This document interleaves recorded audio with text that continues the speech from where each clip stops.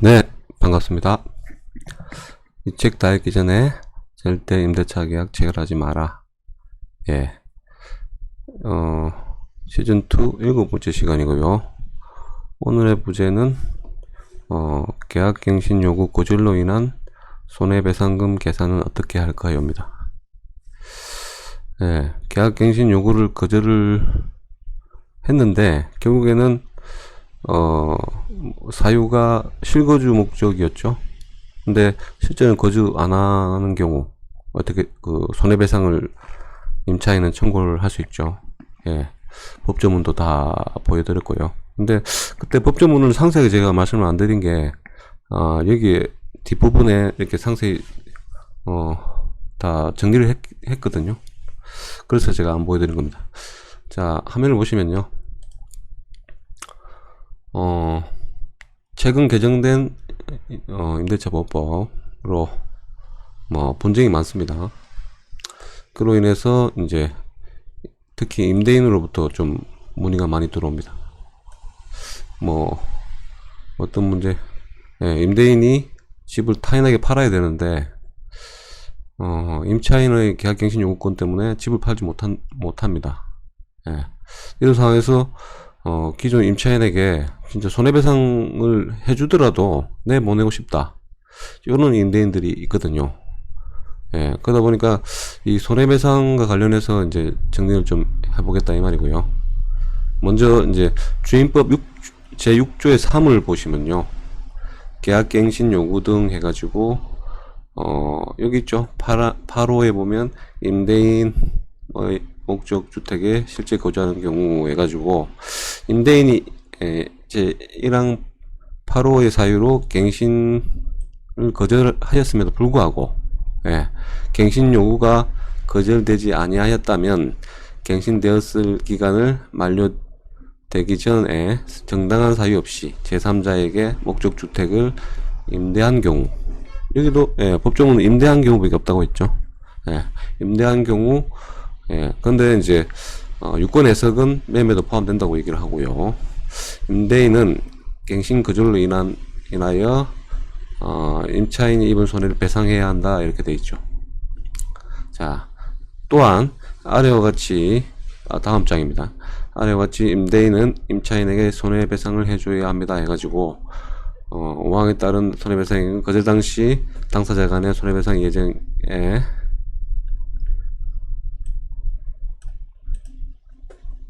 관한 합의가 이루어지지 않는 한 다음 각 호의 금액 중 큰 금액으로 한다 돼 있고요. 자, 1, 2, 3입니다. 요거를 세분화했고요. 먼저 1 볼까요? 갱신 거절 당시 월차임, 월세죠.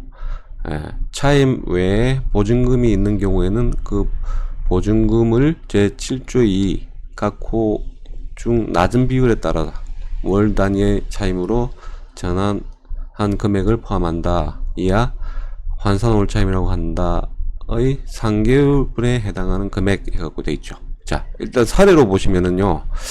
자, 임차인 A가 있습니다. 임차인 A의 보증금이 2억 5천만 원입니다. 2억 5천만 원. 자, 여기 2억 5천만 원 곱하기, 지금 저번 시간에 보셨듯이 2.5%를 여기다가 바로 곱합니다. 여기 보면 한국은행 기준금리, 대통령이 정하는 이율 2%다 해가지고 현행 2.5%를, 이게 전월세 전환율이죠. 자, 곱하기를 하게 되면 625만 원이 되죠. 여기다가 12로 나눕니다. 그러면 한 달에 52만 833원이 되죠. 맞죠? 그러면 곱하기 3을 하게 되면 총 손해배상금은 156만 2,500원. 그렇게 큰 돈은 아니죠. 일단은 이 사례로 적용했을 때 지금 보증금을 월세로 전환해가지고 3개월치입니다. 맞죠? 그럼 150만원 돈 정도 되고요. 그럼 여기 다음 페이지에 월차임 전환 시 계산 방식은 다음 페이지 다시 말씀드리고요. 이제 두 번째 보시면 임대인이 제3자에게 임대하여 얻은 환산 월차임과 갱신 거절 당시 환산 월차임 간 차액의 2년분에 해당하는 금액 돼 있죠. 자, 이것도 사례로 적용하면 바로 나옵니다. 자, 사례 1에 의해서 임대인이 임차인 A의 계약갱신 요구를 거절하고 새로운 임차인 B와 보증금 3억으로 새로운 임대차 계약을 체결했습니다. 자, 그러면 첫 번째 동그라미 임차인 B에게 임대하여 얻은 환산 월차임 해가지고 3억이죠. 그럼 여기다 2.5%를 곱합니다. 그러면 750이 되고요. 이걸 12로 나누게 되면 62만 5천원이 되죠. 맞죠? 여기까지. 자, 두 번째로 내려오시면 사례 1에 의해서 임차인 A의 계약갱신 요구 거절 당시 환산 월차임은 뭐 앞서 보시면 52만 833이죠. 맞죠? 자, 그러므로 이거를 대입을 하면 됩니다. 62만 5천원 빼기 52만 8335원은 10만 4,167원이 되죠. 예, 뺐으니까요. 그럼 여기다가 2년치라고 했으니까 곱하기 24를 합니다. 그러면 총 250만원 정도 되겠네요. 자, 그래 되면, 자, 첫 번째는 150, 이제 점점 커지네요. 250. 예. 그러면 여기서 제일 큰 금액을 하는 거니까, 요거는 X. 일단, 그럼 이제 두 번째, 이제 세 번째 나오죠. 자, 제1항 8호의 사유로 인한 갱신 거절로 인하여 임차인이 입은 손해. 이게 참 애매합니다. 그 손해라는 거는 결국에는, 이 법정 다툼을 해야 되는 부분인데요. 예, 그러면은 그 재판을 무조건 해야 되겠죠. 예, 재판을 해야 되고, 거기서, 인정을 받아야 됩니다. 그러면 재판에서 인정받으려면 뭐죠? 예, 결국엔 증거가 있어야 되죠. 그럼 읽어볼까요? 임차인 A가 임대인의 갱신 거절로 인하여 실제로 입은 손해죠. 예, 관련하여 임차인 A는 재판 과정에서 충분히 입증해야 됩니다. 일반적으로 실제로 입은 손해액은 크게 이사비, 200만원 내외, 중개보수, 복비죠. 100만원 내외. 그리고, 다른 건 뭐 있습니까? 이래 두 개를 이게 제일 제가 봐 실제적인 피해 같아요. 여기서 더 인정을 받으려면 증거가 있어야 되고요. 그럼 한 300에서 한 400 정도 잡습니다. 예. 그러면 1, 2, 3을 봤을 때, 이게 제일 높네요. 예. 대부분 이 세 번째 거를 쓸 것 같은데, 이거는 바로 나오는 게 아니죠. 결국엔 다툼이 있어야 되고, 1과 2를 봤을 때, 금액은 명확하게 나와버립니다. 그래서, 결국에는, 다 3번으로 지금 해서 재판을 진행하지 않을까. 그냥 주지는 않을 거 아닙니까? 임대인이. 맞죠? 자, 정리하면, 임대인이 임차인의 계약갱신 요구를 거절하고 타인에게 임대하였을 때 위와 같이 1, 2호는 명확하게 알 수 있지만 3호는 명확성이 없습니다. 그래서 대부분의 임차인은 손해배상 청구 법원에 할 때 3호에 따라서 임대인에게 손해배상금을 청구할 것이나 재판 과정에서 임차인이 실제 손해를 입증하여야만 하므로 쉽지 않은 법적 싸움이 됩니다. 그러니까 뭐냐면 아까 보셨다시피 이사나 복비 같은 경우는 영수증이 나오잖아요.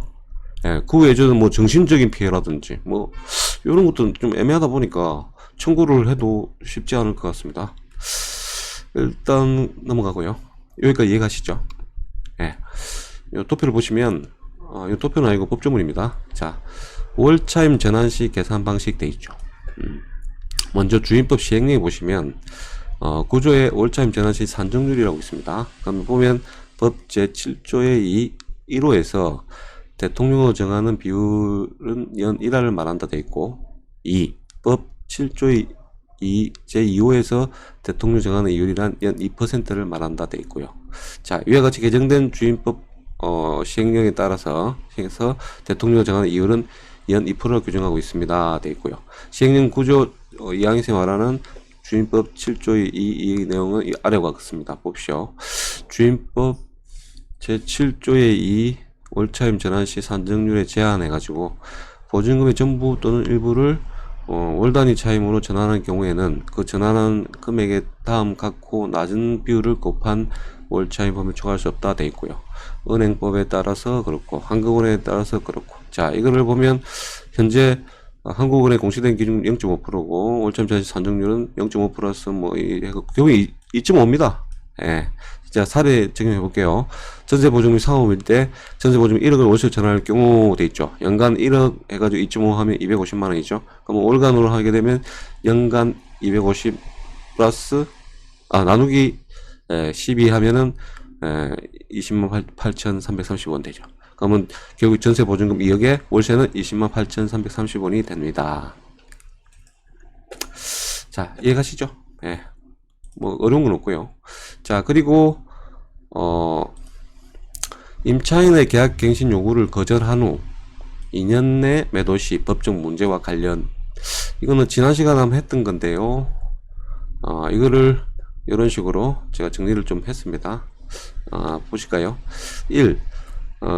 법조문 유무와 관련해 가지고 개정 임대차 법상에 임대한 경우에는 있다. 정당한 사유 없이 제3자에게 뭐 임대한 경우는 있고, 이같이 손해배상 해줘야 된다고 명시되어 있지만 매도한 경우는 없다고 말했죠. 예, 이건 입법 불비입니다. 예, 법을 누락을 시킨 거죠. 예, 그렇죠. 이와 관련하여 행정청의 유권 해석은 임대와 매도는 동일한 개념을 해석하고 있는 바, 지금 현재까지 대법원 판례가 없습니다. 그러니까 유권 해석에 따라 한다고 판단되고요. 자, 두 번째 보시면 정당한 사유 관련해 가지고, 정당한 사유 관련하여 시행령 등 법조문에 나와 있지 않는 바, 예, 없어요. 정당한 사유에 대해서 어디에도 뭐가 정당한 사유라는 게 없습니다. 자, 그러면 행정청의 유권 해석에 따라야 됩니다. 이 부분도 지금 현재까지 국토부 법무부는 정당한 사유와 관련하여 임대인이 계속 거주할 의사가 없었다는 고의성이 인정되면 임대인 그의 직계비속 존비속의 사망, 요거는 제가 말씀드렸죠. 예, 이런 사유 임차의 손해배상을 한다는 유권 해석을 하고 있습니다. 되고 있고요. 자, 결론을 말씀드릴게요. 행정청의 유권 해석은 역시 대법원 판례가 나오게 되면 판례에 따릅니다. 그래, 향후 변경될 가능성이 높고, 판례가 나오기 이전에 제대로 된 법조문이 나온다면 그로 인한 법적 분쟁은 사라질 거라고 보지만, 언제쯤 법조문과 판례가 나올지는 알 수 없습니다. 그래서 공인중개사가 법적 분쟁에 휘말리지 않으려면 임차인이 계약갱신 요구를 임대인이 실거주 목적 거절을 했다면 2년 내에는 매도 임대를 할 수 없다고, 예, 확실히 고지하는 것이 지금 현재는 최선의 방법이라고 할 것입니다. 이게 책임 소재니까요, 결국에는. 예, 내 스스로 내가 집을 팔고 뭐 그에 대한 어떤 법적인 책임을 본인이 다 질 것 같으면, 예, 뭐 그거는 본인 문제니까, 맞죠? 근데 공인중개사는 그래도 공인이잖아요. 예, 그러다 보니까 이걸 함부로 얘기했다가는 다 뒤집어 쓰죠. 당신이 된다고 했잖아. 그러니까 결국에는 일단 안 된다고 얘기를 해야 됩니다. 지금 현재 시점에서는. 근데 저는 된다고 얘기를 하죠. 왜? 그건 아니고요. 자, 행정청의 유권 해석에 관하여 보도 및 설명 안내 자료를 아무리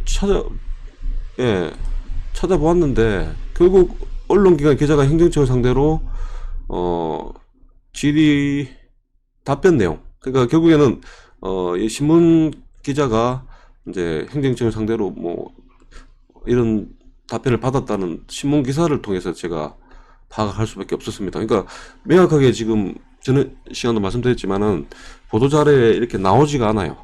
예. 그냥 스무스하게 그냥 등구름 잡듯이 가다 보니까 자기들도 책임 소재가 있겠죠. 잘못 얘기하게 되면. 예. 그 파장이 너무 크기 때문에 이게 딱 선을 안 끄줍니다. 지금까지. 지금 현재까지도요. 예. 아직까지 뭐 그게 없었으니까요. 그냥 지금 지켜보고 있는 건지 저도 잘 확신을 못 하겠습니다. 예. 자, 그래서 이제 이게 2020년 작년 11월 12일 제목이 실거주 목적 계약갱신 거절했다며 2년간 잘못 못한다는 이 기자의 내용 신문 기사를 보고 제가 해석을 한 겁니다. 자, 오늘 시간까지 해서 계약갱신 요구권은 다 마무리하고요. 그 관련해서는 이제 뭐 더 이상 없습니다. 예, 자료를 제가 다 뭐 찾아봤는데 뭐 이와 관련해서 뭐 세부적인 사항들은 없고 지금 현재까지는 나온 게 없습니다. 예, 그러니까 말씀드린 대로 거기에다가 법률을 정확하게 적용하셔가지고 판단은 본인이 하시고요, 책임도 본인이 지셔야 된다는 거, 이건 어쩔 수 없습니다. 뭐 이런 뭐 법이 나왔다는 자체가 뭐 계속 똑같은 얘기지만요. 어떻게 뭐 방법이 있습니까? 예, 지켜봐야죠. 예.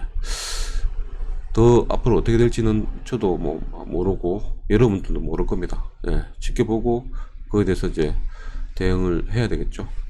자, 그래 하고 다음 시간부터는 이제 조금 이제 법적인 부분들, 예, 지금 보시면은 뭐 임대인의 권리, 뭐 임차인의 권리, 뭐 이것도 되게 중요하죠. 예, 무슨 차임 월세 청구를 할 수 있고, 그 다음에 월세를 안 들어오면은 계약을 해지를 할 수 있고, 이런 부분들을 이제 말씀을 드릴 겁니다. 예. 오늘 여기까지 하겠습니다.